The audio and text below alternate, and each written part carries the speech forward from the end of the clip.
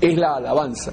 No está hablando de un estado de ánimo, ¿no? Mucha gente interpreta equivocadamente y dice, bueno, si tú no quieres alabar, alábale, porque ese es un sacrificio que tienes que ofrecer, ¿no? Pero está hablando de que debemos alabar a Dios y servirlo con gratitud, con buen ánimo, ¿no? Entonces es importante entender a manera de... Luego vamos a estar viendo algo más acerca de esto para comprender el significado. Pero debemos ofrecer sacrificio de alabanza, es decir, fruto de labios que confiesan su nombre.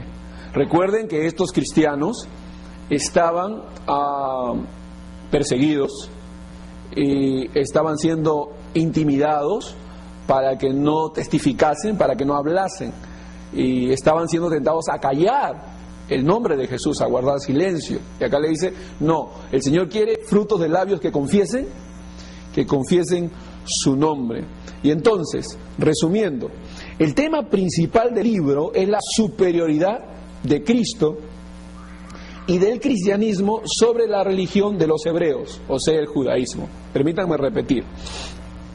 El tema principal del libro, ¿no? Porque nos vamos a encontrar con un capítulo difícil, el capítulo 6, ¿no? Capítulo 10, donde mucha gente piensa que está hablando de que la salvación se pierde y cosas de ese tipo, ¿no? Porque pierden de vista todo el propósito del libro y se centran en un tema del cual el libro no se ocupa, ¿no? No se ocupa directamente, ¿no? Algunos dicen, se encuentran con Hebreos capítulo 6 y comienzan a pensar, ¿se pierde la salvación? ¿Y no se pierde la salvación? ¿Qué dice en Hebreos capítulo 6?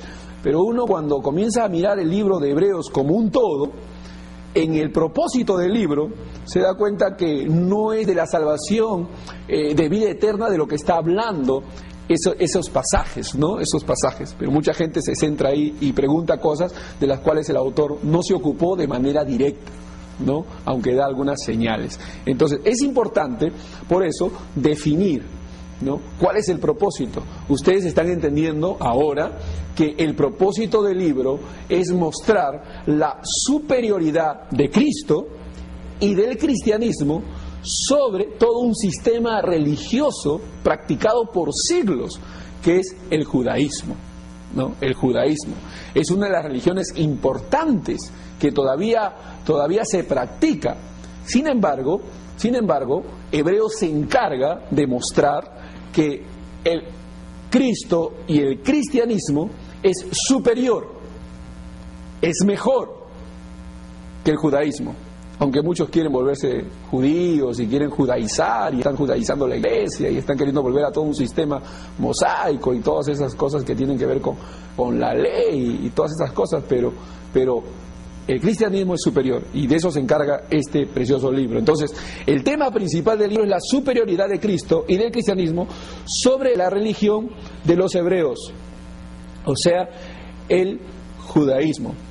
Este libro fue escrito a judíos cristianos, israelitas, que habían aceptado al Señor Jesucristo. Y fue escrito por motivo de las aflicciones y la persecución que estaban sufriendo estos cristianos. O sea, hay una razón de por qué se escribió, y hay un contexto en el que se escribió. Es un contexto de persecución, de opresión.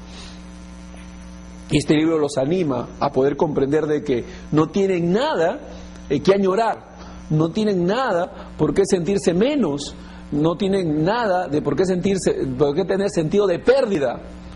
Recuerden que estos judíos, bien, se habían convertido al cristianismo, se habían quedado sin sus familias los declaraban muertos, se habían quedado sin herencia, los echaban y los despojaban de sus bienes, habían sido arrojados del seno familiar, la sociedad judía, la comunidad judía ya no los aceptaba. Y ellos estaban continuamente viendo cómo sus hermanos, no convertidos al cristianismo, por raza, ¿no?, seguían practicando la ley y los sacrificios y los holocaustos. Ellos estaban viendo y contemplando todo esto. Imagínense a cristianos en ese momento, posiblemente añorando, queriendo volver al sistema de ese tipo y pensando ya me convertí, ¿y ahora qué hago? ¿Cuáles son mis sacrificios? ¿En qué posición estoy? ¿Qué significa todo lo que me ha pasado? O sea, hay una serie de interrogantes que el libro se encarga de dilucidar, ¿no? De explicar, de enseñar, de instruir. Entonces, ¿por qué es importante la instrucción? Comprender realmente lo que significa la vida cristiana, lo que significa lo que nos ha acontecido. Nosotros pensamos que nos vamos al cielo y eso es todo, pero algo sucedió de gran magnitud que este libro se encarga de explicar. Entonces, los judíos cristianos estaban siendo tentados a volver al judaísmo, o sea, a la adoración en el templo por medio de los sacerdotes, sacrificios de animales, quemar incienso, etcétera. Y el libro de Hebreos les muestra que el cristianismo es superior y toma lugar, reemplaza todo ese sistema mosaico. ¿Sí? De eso se encarga el libro. Entonces, bajo todas estas premisas, vamos a leer Hebreos capítulo 1. ¿No? Vamos a entrar ya propiamente al estudio del libro. En el capítulo 1, versículo 1 al 3, dice: Dios, habiendo hablado muchas veces y de muchas maneras en otro tiempo, fíjense, en otro tiempo, a los padres por los profetas. O sea, aquí se menciona el hecho de que Dios no se mantuvo mudo desde el principio, por el contrario, desde el principio Él se reveló, porque Dios es una revelación, no es un descubrimiento. Nadie descubre a Dios. Dios no puede ser estudiado. Dios no puede ser descubierto. Él se revela. Él se da a conocer. Y entonces, aquí vemos cómo es que Dios muchas veces y de muchas maneras, en otro tiempo, había hablado a los padres por los profetas. Y luego marca un inicio. Y dice: en estos postreros días. ¿Cuándo empezaron los postreros días? Cuando Cristo vino. O sea, ¿cuándo empezaron los postreros días? Cuando Cristo vino, ¿no? O sea, con Cristo empezaron los postreros días, ¿no? Nosotros asumimos y pensamos, bueno, estamos en los postreros tiempos, en los postreros días, pero los postreros días empezaron cuando Cristo vino. Dice: en estos postreros días nos ha hablado por el Hijo. Fíjense, Dios en el pasado había hablado muchas veces, de muchas maneras, por los profetas, ¿sí? Por los profetas. Pero en estos postreros días nos ha hablado por el Hijo. O sea, piensen en estos cristianos y en la condición en que se encontraban, ¿no? Y entonces Él le dice: ahora nos ha hablado por el Hijo, a quien constituyó heredero de todo, y por quien asimismo hizo el universo, el cual, siendo el resplandor de su gloria y la imagen misma de su sustancia, y quien sustenta todas las cosas con la palabra de su poder, habiendo efectuado la purificación de nuestros pecados, por medio de sí mismo, se sentó a la diestra de la majestad en las alturas. O sea, imagínense, hermanos, aquí están los judíos cristianos recién convertidos.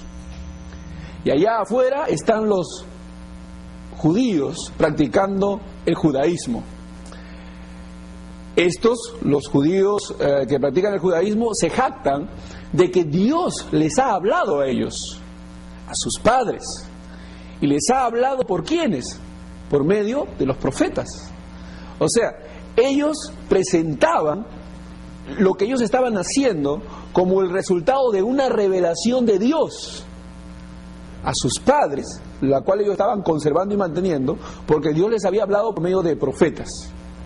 Y acá están los cristianos, los judíos cristianos convertidos, pensando: wow, es cierto, a ellos les habló, a nosotros nos había hablado cuando éramos practicantes del judaísmo por medio de los profetas.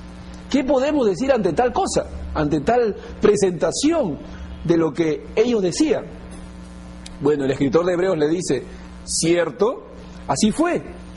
Dios se reveló, Dios se manifestó, lo hizo, muchas veces, de muchas maneras, cierto, a través de los profetas.